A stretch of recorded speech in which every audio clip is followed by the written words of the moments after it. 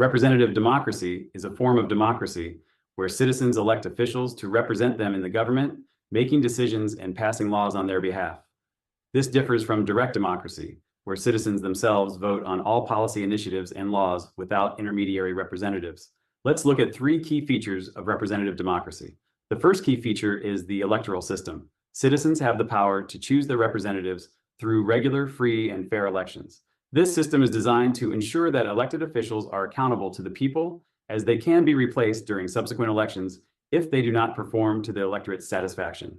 Another feature is that the rule of law, which in representative democracies is often enshrined in a constitution.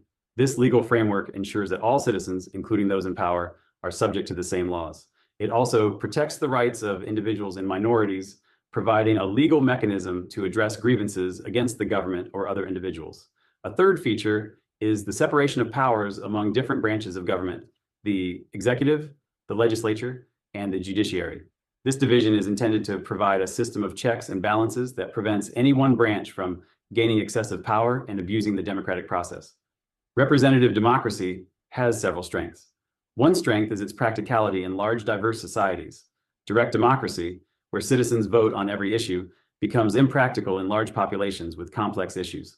Representative democracy allows for a more manageable form of governance, where elected officials can dedicate their time to understanding and making informed decisions on complex issues that the average citizen may not have the time or resources to understand fully.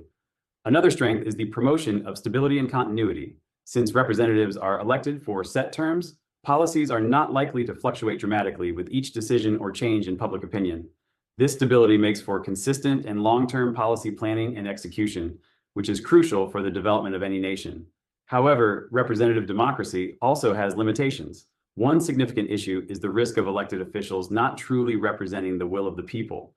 Representatives may be influenced by personal agendas, powerful lobbyists, or the interests of a small group of people, rather than the broader public interest.